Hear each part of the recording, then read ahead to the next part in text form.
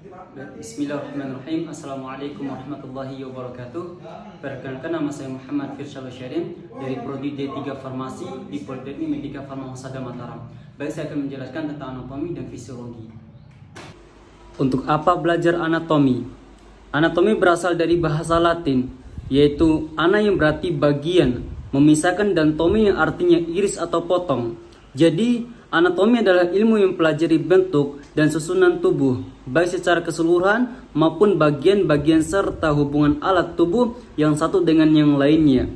Fisiologi berasal dari bahasa Latin, visi yang artinya alam atau cara kerja, dan logos yang artinya ilmu pengetahuan. Jadi, fisiologi adalah ilmu yang mempelajari faal atau pekerjaan dari tiap-tiap jaringan tubuh atau bagian-bagian dari alat-alat tubuh dan sebagainya.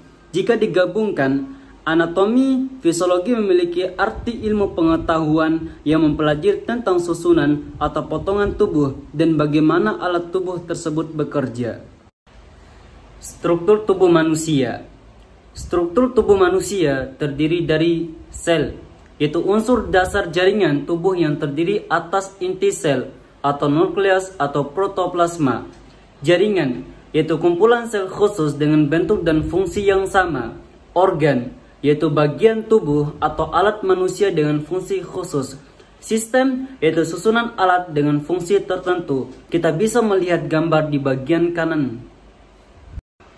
Organ dan sistem organ.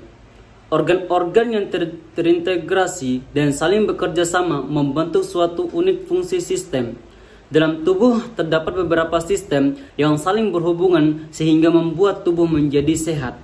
Organ-organ di dalam tubuh antara lain jantung, paru, vaskuler, otak, lambung, usus, liver, pankreas, dan lain-lain. Kita bisa melihat gambar di bagian kiri. Sistem rangka atau skeletal. Kerangka tubuh manusia terdiri dari susunan berbagai macam tulang yang satu sama lainnya saling berhubungan. Terdiri dari tulang kepala 8 buah, tulang kerangka dada 25 buah, tulang wajah 14 buah, tulang belakang dan pinggul 26 buah, tulang telinga dalam 6 buah, tulang lengan 64 buah, tulang lidah 1 buah, tulang kaki 62 buah. Kita bisa melihat gambar bagian kanan dari bawah. Fungsi kerangka: menahan seluruh bagian-bagian tubuh agar tidak rubuh, melindungi alat tubuh yang halus seperti otak, jantung, dan paru-paru, tempat melekatnya otot-otot, untuk pergerakan tubuh dengan perantaran otot, tempat pembuatan sel-sel darah, terutama sel darah merah, memberikan bentuk pada bangunan tubuh buah.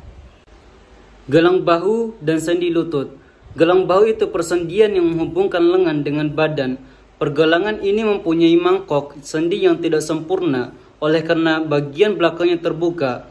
Gelang bahu terdiri atas tulang selangka yang melengkung berupa huruf S dan tulang belikat, yaitu sebuah tulang ceper berbentuk segitiga. Sendi lutut.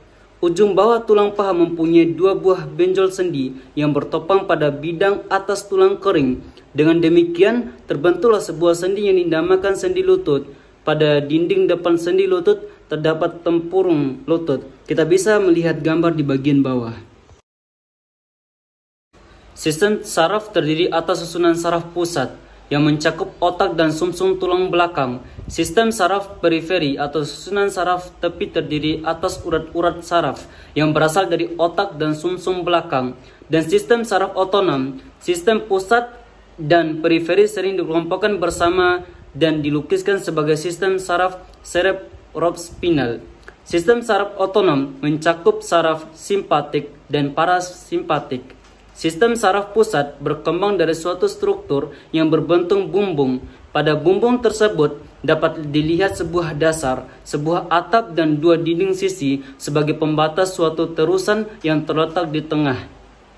Dalam perkembangan selanjutnya, pada beberapa tempat bumbung tadi menjadi tebal, sedangkan pada tempat-tempat lain dindingnya tepat tinggal seperti semula. Di sebelah depan berkembang 2 gelembung yang setangkup letaknya. Gelembung-gelembung ini kemudian menjadi kedua belah otak besar. Di sebelah belakang terbentuk otak kecil. Oleh karena itu, atap bumbung di sini menjadi semakin tebal.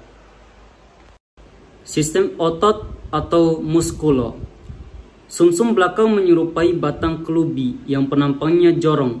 Letaknya dalam terusan tulang belakang antara rongga tengkorak dan daerah pinggang. Penampangnya dari atas ke bawah semakin kecil, kecuali pada dua tempat, yaitu di daerah leher dan di daerah pinggang. Di tempat-tempat ini sumsum belakang agak melebar. Kita bisa melihat gambar di bagian kiri. Sistem pembuluh darah. Sistem pembuluh darah mencakup sistem sirkulasi dan sistem aliran limfe. Darah merupakan sistem transport yang utama. Darah dipompa mengitari tubuh oleh jantung. Oksigen dibawa paru-paru dan karbon dioksida dikumpulkan dari jaringan. Makanan disalurkan melalui hati dan kemudian masuk sirkulasi umum. Produk yang tidak diperlukan disalurkan ke ginjal. Sistem pernapasan. Sistem pernapasan terdiri atas saluran dan organ yang berhubungan dengan pernapasan.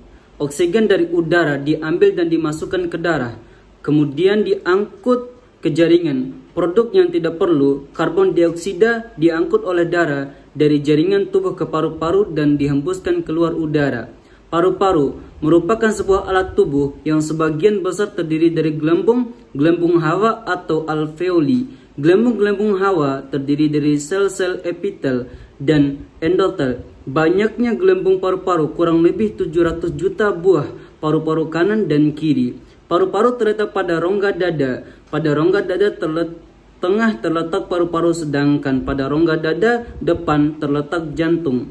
Paru-paru terdiri dari dua bagian, yaitu paru-paru kanan dan paru-paru kiri. Paru-paru kanan terbagi atas 3 belah paru atau lobus, yaitu belah paru atas, belah paru tengah, dan belah paru bawah. Paru-paru kiri terbagi atas 2 belah paru, yaitu belah paru atas dan belah paru bawah.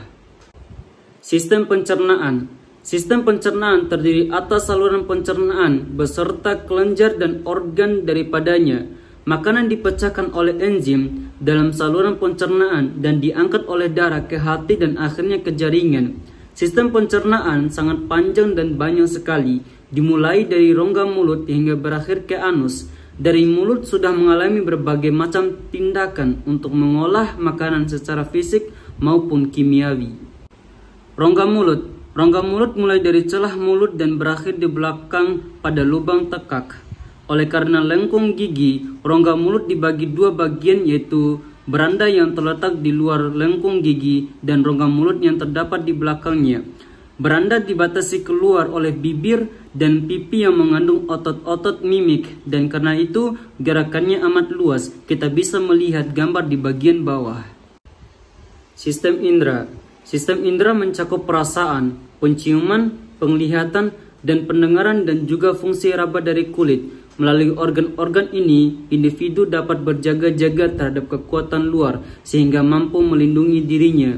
Mungkin hanya ini yang bisa saya sampaikan. Lebih dan kurangnya saya mohon maaf. Wassalamualaikum warahmatullahi wabarakatuh.